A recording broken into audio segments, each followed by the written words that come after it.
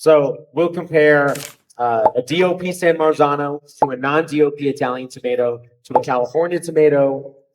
Not to compare which one's better or worse. It's more of a qualitative comparison. We want to know what are the attributes of each one, because you're not going to use that one tomato for all processes. So the tomato that's on this, they're Southern Italian tomatoes that are packed in season, crushed in season, and it's the short season. It's the Italian tomatoes, 45, 50 days.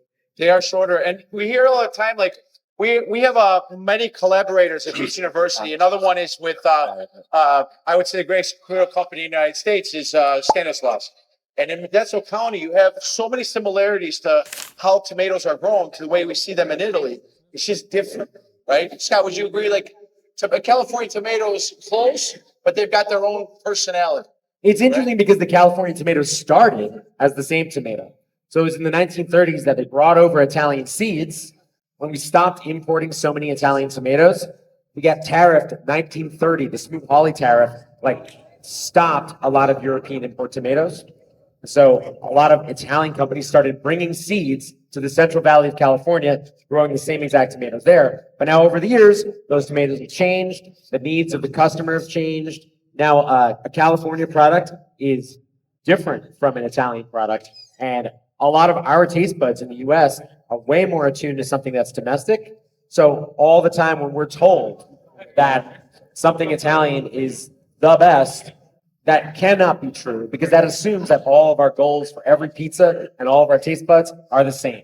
Not true. The other thing too, there's also this distinction that California tomatoes are sweeter, and I don't think that. I think it comes down to the variety of the tomato. And the first thing we say when we do a tomato cutting is, you got to remember the harvest happens over, let's say, 60 days, over 2 months, about.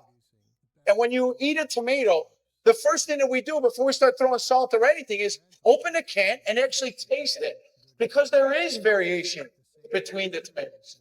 But yeah, it's interesting about sweetness and about salt. And when we do those tomato cuttings, it always tastes first without knowing what we're tasting. And then we do a reveal. And not only do we do a reveal of what the label says on the front, what's the brand, we do the nutritional label. And we put it up right on the screen and we say, oh, this is what you tasted. Let's take a look at the sugar content and the sodium content and see how the palate directs that. Right. Just because it's higher sodium does not mean it will always taste saltier. It all depends on the balance of sweets and salty. But very often we do find that the one that a lot of people really like a lot happens to be a little higher in sugar, definitely higher in sodium. For sure. I love sodium.